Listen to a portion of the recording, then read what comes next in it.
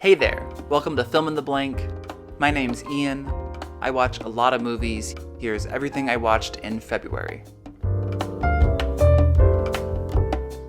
I started the month off with 1983's Videodrome, written and directed by David Cronenberg. Cronenberg's filmography is all over the place for me, but whether I end up liking or not liking one of his films never hinges on his abilities as a director. It's David Cronenberg the creative that leaves me questioning his ability to, pun intended, flesh out his ideas. On paper, Videodrome makes a lot of sense for Cronenberg to make. It's right at home in his niche of body horror and social commentary. The plot borrows elements from Cronenberg's own life, and it feels like an ambitious step up from previous films like Shivers and Scanners. It's the creative decisions he makes that lose me. The turns in the story all feel like they occur at the right times, but at each turn he walks down the weaker path. You have literal rock star Debbie Harry playing a sadomasochistic danger junkie, and we lose her after the first act to follow creepy James Woods and his bland character. So close. 3 stars. I kept the violence train chugging with 1994's Natural Born Killers, written by Oliver Stone, David Vilas, and Richard Rutkowski, and directed by Oliver Stone. This movie is a trip. All the in-your-face artificiality, format-shifting, anime, canted angles, and unhinged performances make you feel like you're less watching a movie and more having a breakdown. Each frame has so much kinetic energy in it, rivaling kinetic machines like Children of Men and Saving Private Ryan. I wish a lot of the weird plates that the first half started spinning were still spinning in the second half, especially as we go from ping-ponging settings to one static, albeit wild location. Both this and Videodrome are laser-focused on exploring how TV and media more broadly have desensitized society to chaos and violence, but Natural Born Killers feels like it achieves more by immersing the audience in that fucked up world, rather than simply critiquing it from the outside. 3.5 stars. Next up, I watched Biosphere, written by Mel Eslin and Mark Duplass and directed by Mel Eslin. Biosphere follows 2 survivors of a global apocalypse, played by Sterling K. Brown and Mark Duplass, attempting to live normal lives in a self-sustaining shelter of their own design. When unexpected forces upend their day-to-day existence, both struggle in very different ways to adapt. That might sound straightforward enough, but I guarantee you cannot guess where this movie goes. It takes some big ol' swings that had me thinking, surely they're not going to take this swing, and then they did. Some aspects of the characters' backstories didn't work for me, but overall I vibe with the play-like structure, the curious feel of the movie, and the ever-present score of echoey choir voices. I also thought this was a remake of Pauly Shore's Biodome until like 10 minutes in, which isn't this movie's fault, but it is embarrassing, so I gotta knock this movie down a bit to 3 stars. Next I watched Bobi Wine, the People's President, directed by Moses Boyo and Christopher Sharp. This is eerily reminiscent of last year's Oscar-winning doc Navalny, with both following popular, charismatic opposition leaders attempting to unseat brutal dictators who have clung to power for decades. It's even more impactful in light of the recent killing of Alexei Navalny, showing how important and necessary docs like these are. The film's at its strongest when it's exploring the connection between Bobi Wine and the people of Uganda, specifically the groundswell he started in bringing together young people and marginalized communities throughout the country. The doc does a great job of showing how Bobi capitalized on his celebrity as a Ugandan singer to bring attention to serious issues, often weaving vital news stories of the day into catchy songs that become nationwide rallying cries. The next time you need some motivation to keep pushing through adversity, go watch Bobi Wine, the People's President over on Disney+. 3.5 stars. Then I finally saw Perfect Days, written by Wim Wenders and Takuma Takasaki and directed by Wim Wenders. First, let's just get it out of the way. I'm furious at how unreasonably cute and tidy and individually stylized public restrooms are in Tokyo. Take it down a few notches, Japan. As for the film, I loved it. It's incredibly patient, drifting through the daily life of a humble public restroom attendant as he reflects on life and lets life reflect on him. It's soulful and uplifting in a way that transcends the Eastern values at the film's core. Koji Yakusho plays such a slight, elusive character who greets each day with a sense of reverence that seems to infect those around him. He's a hard protagonist to get a firm grip on, but that just adds to the joyous wonder he can't help but give off. It's got a killer soundtrack with perfectly used songs from The Kinks, Lou Reed, and the Rolling Stones, to name a few, all culminating in that epic last shot of Koji Yakusho listening to Nina Simone that gave me full body chills. 4.5 stars. Next, I watched 1988's The Great Outdoors, written by John Hughes and directed by Howard Dutch. Not sure who got the script for this and cast Dan Aykroyd as the loud blowhard and John Candy as the straight man. The whole movie feels off, and it all stems from that faceplant of a decision. Beyond that, it's John Hughes' schmaltziously written film full of flat characters, a painfully basic teen romance plotline, and raccoon subtitles, which you might not think are important, but you'd be oh so wrong. How else will the audience know that the raccoons on screen are saying things like, "That's a shitload of hot dogs," or "Gimme those lips and assholes"? That's cinema, baby. 2 stars. Then I watched 1937's A Star is Born, written by Dorothy Parker, Alan Campbell, and Robert Carson, and directed by William A. Wellman. This is my second of the 4 A Star is Born iterations I've seen after the 2018 version, and I really liked it. It's a totally different beast that's shorter and focused on Hollywood instead of the music industry. It's also oddly poetic and elegant in a way that feels tied to the golden age of Hollywood. I loved seeing classic LA landmarks like the Hollywood Bowl and the Walk of Fame circa 1930s, including a moment where Janet Gaynor visits the famous handprints in cement outside the Chinese Theater as a bright-eyed newcomer to Hollywood and has to pretend like her actual handprints aren't just off-screen. And she used her 1928 Oscar in the scene where her character wins an Oscar. Chef's kiss. 3.5 stars. Next up, 20 Days in Mariupol, directed by Mstislav Chernov. One of the most brutal movie-watching experiences I can remember, with shot after shot of truly unspeakable atrocities committed by the Russian military against innocent Ukrainian civilians. Documenting the first days of Russia's 2022 invasion in the port city of Mariupol, Mstislav Chernov risks his life to show in real time how a city falls in the modern world, each terrifying, confusing, overwhelming turn after another. I totally understand that it never feels like the right time to put on a movie this upsetting, but as people grappling with their own survival in the documentary repeat again and again, people need to see what occurred and is still occurring in Ukraine. So if you're feeling particularly courageous one night, watch the Pulitzer Prize-winning 20 Days in Mariupol. I'll be shocked if this doesn't win the documentary Oscar. 4.5 stars. Then I rewatched 2021's Dune, written by Denis Villeneuve, John Spates, and Eric Roth, and directed by Denis Villeneuve. This is boring, ugly to look at, full of weak performances, and it's got one of the worst scores I've ever heard in my entire... No, can you imagine? This is pretty flawless. Denis Villeneuve doesn't leave any crumbs.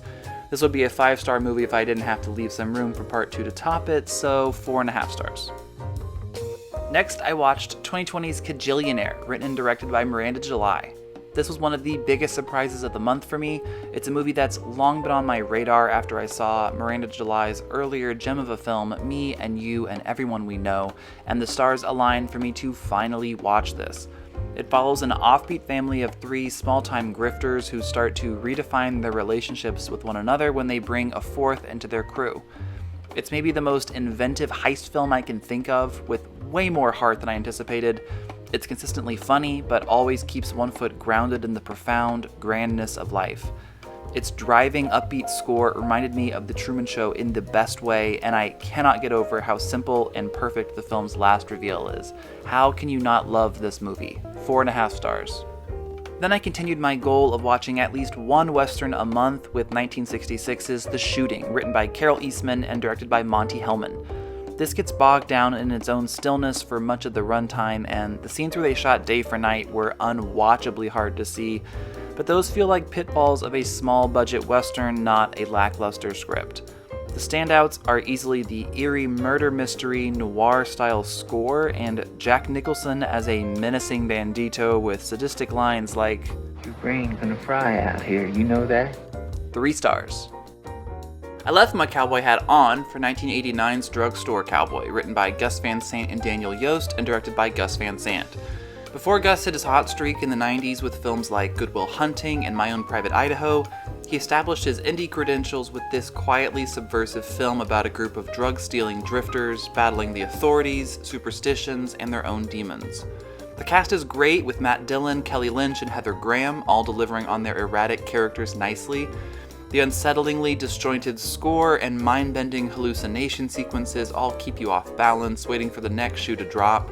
For a movie called Drugstore Cowboy, though, I guess I was expecting more stuff like tumbleweeds made out of really long receipts, but this was nice too. 3.5 stars. Then I watched Io Capitano, written by Matteo Garrone, Massimo Ceccarini, Massimo Gaudioso, and Andrea Tagliaferri. Io Capitano tells the story of two Senegalese teenagers who make the dangerous decision to leave home and smuggle themselves across Africa toward a new life in Italy. This packs a lot of pain, kindness, and discovery into its runtime as the characters fully process the ramifications of their decision. It's beautifully shot, especially in the moments when reality starts to fracture and fantasy bleeds through. I really could have used even more of those moments to highlight the emotional and psychological trauma the characters face along their journey. I also want to shout out Seydou Sarr, who gives one of last year's best performances from a young actor, a feat even more impressive knowing this is his first role. 4 stars. Then I slogged through 2005's Stay, written by David Benioff and directed by Mark Forster. If Fight Club, The Sixth Sense, and Arrival all got violently depressed and dropped acid together, you'd have Stay. Easily the worst thing I watched this month, and try as I might, the movie that somehow stuck with me the most. There's a certain art to failing this spectacularly, and I'm a firm believer that watching these kind of dumpster fire movies is just as formative and educational as watching one of the greats. So much of what this movie tries to do backfires, with the crown jewel being the onslaught of aggressive, trippy scene transitions like this, or this, that happen over and over without any rhyme or reason. It's like someone reading you a story and every time they move to a new paragraph, they tase a different part of your body. Stay? More like stay away. 1 star. Then I crossed off my last Oscar-nominated animated film of the year with Robot Dreams, written and directed by Pablo Berger. This film has more in common with gloomy 70s romances and doe-eyed 50s musicals than it does with any of the other animated films in its Oscar category. Effectively a silent movie, Robot Dreams follows a lonely dog who finds a companion in a robot he buys, only to have that bond tested by the struggles of everyday life. The film takes place in an incredibly detailed, unsanitized version of 1980s New York City, grounding the story in a realness that counters the wild animals of it all nicely. I wish the vignette feel could have been tightened up in the middle to connect the emotional beginning and ending better, but once that Earth, Wind, and Fire infused ending starts playing out, it hits you in the feels like only the great romance movies ever dare. 4 stars. Next up, 1959's The Last Angry Man, written by Gerald Green and directed by Daniel Mann. This movie is so high on its own supply of preachy sentiment that it never takes off. It's so focused on splitting hairs regarding generosity and self-image that it ends up feeling like an exercise in pride, meant to shame people who aren't living up to the selfless standards of the crotchety protagonist. When the film isn't lecturing you, it is a nice showcase for a young Billy D. Williams in his film debut. 2.5 stars. Then I watched The Unknown Country, written and directed by Marissa Maltz. 2023 was a great year for Lily Gladstone, with Martin Scorsese's Killers of the Flower Moon catapulting her into the spotlight. She also won a Gotham Award for her role in this smaller film about a grieving woman traveling across the American Midwest towards an unknown destination. While Killers of the Flower Moon gives her the opportunity to show off more range, The Unknown Country is still a great showcase for how engrossing Lily is as a performer, and how easily she can harness her quiet magnetism to anchor any story, big or small. The film around her is a beautiful blend of narrative and documentary filmmaking that meditates on the different kinds of love that exist in people's lives. I also like the moments when it underscores how easily love can turn into something more controlling or more predatory. 4 stars. Then I watched 1935's The Informer, written by Dudley Nichols and directed by John Ford. God damn can John Ford direct a film. This so easily could have been something bland and unmemorable like other overly plotty woe-is-me crime films of the 30s, but right from the opening sequence, John Ford lets you know you're in for something greater. It's innovatively shot with a great mix of subtle yet dreamy visual effects that let the audience into the desires and fears of our troubled protagonist. The film feels like the great-grandfather to The Departed with its similar themes and character arcs, so it's no surprise that Scorsese partly modeled The Departed after The Informer and even used a clip of it in the movie itself. Victor McLaglen won a Best Actor Oscar for his moody, spiraling performance that builds excellently with the great suspenseful score. One of my main highlights of the month. 4.5 stars. Up next, 2019's Clemency, written and directed by Chinonye Chukwu. For my money, Alfre Woodard's been one of the most consistent actors of the last 40 years, and I love any film that gives her enough runway to prove that. and this film is all Alfre, who plays a headstrong prison warden determined to do her job in the lead up to a high-profile execution. I just never felt like this built towards anything different than what it lays out in the beginning. It hits a great stride and then never moves beyond it to deliver the arc you want for Alfre's character. Director Chinonye Chukwu's film Till was one of the best films of 2022, so I know Chukwu can tell a powerful story. Clemency just isn't that story for me. It's worth a watch for Alfre, but so are most other movies with Alfre, so 3 stars. Then I rewatched 2010's Inception, written and directed by Christopher Nolan. The technical aspects of the film still hold up exceptionally well, but the dialogue and tone not so much. Christopher Nolan gave Elliot Page one of the most thinly written, exposition-oozing, and painfully plotty characters in all of cinema, so the fact that the character is still kinda likable and doesn't stick out like the sorest thumb is purely a testament to Elliot's charisma and smart casting. 4 stars. Then I went to the theater to see The Taste of Things, written and directed by An Hung Tran. There was some drama when France submitted this over Anatomy of a Fall in the International Oscar category, but I can see why. The Taste of Things checks all of those classic Oscar boxes as a period film with gorgeous cinematography, a life-affirming story, and French royalty in Juliette Binoche. It's also one of the food-porniest movies I've ever seen. There's gotta be at least an hour of footage that's just characters quietly making extravagant meals, and the camera eats it up. Scenes without food are almost all plunged into darkness, and food represents the currency of everything in the story, equating to religion, love, and communication. 4 stars. Next, I watched 1982's The King of Comedy, written by Paul G. Zimmerman and directed by Martin Scorsese.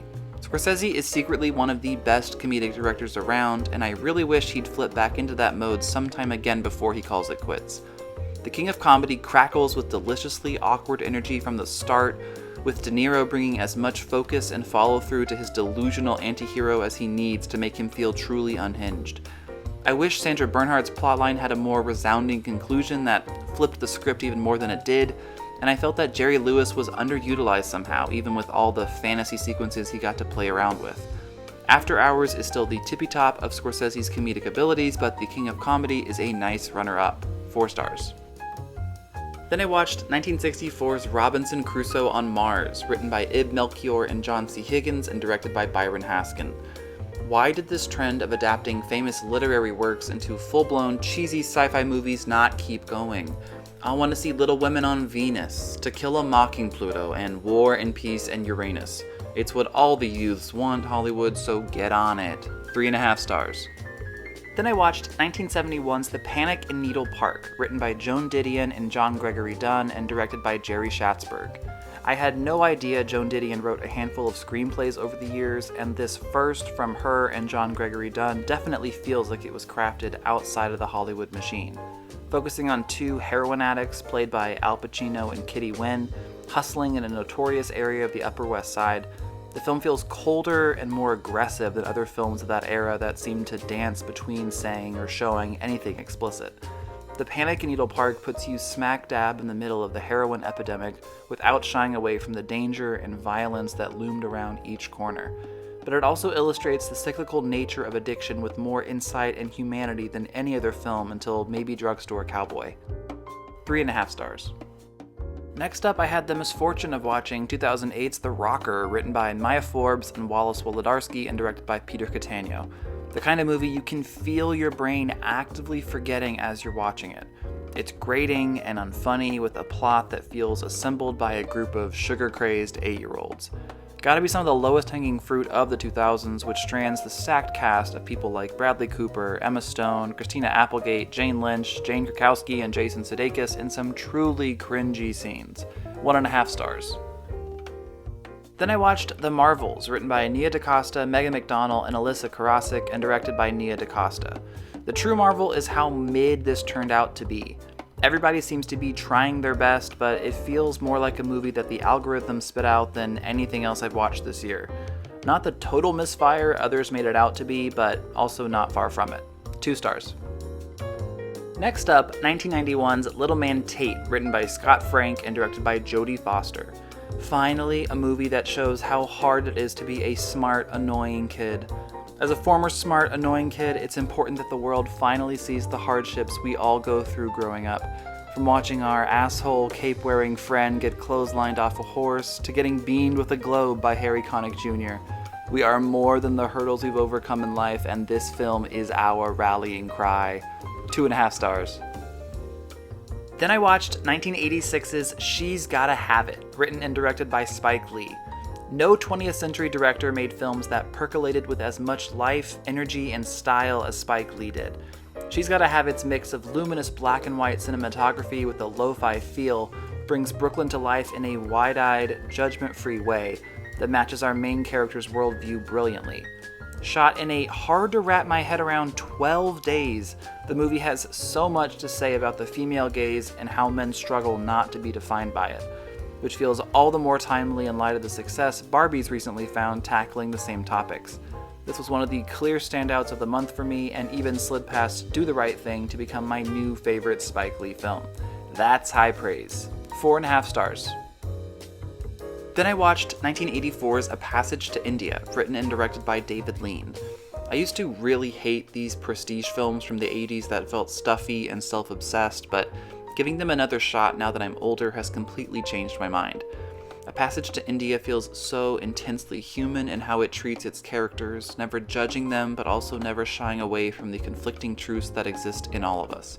David Lean's insistence on shooting as much of the busily picturesque Indian landscape as possible provides quite the dramatic backdrop for the internalized story to unfold against. And I'm fine with Peggy Ashcroft winning a supporting Oscar for this because she was great, but Judy Davis really should have walked away with a matching trophy of her own. 4 stars. Next up, 1971's Little Murders, written by Jules Feiffer and directed by Alan Arkin.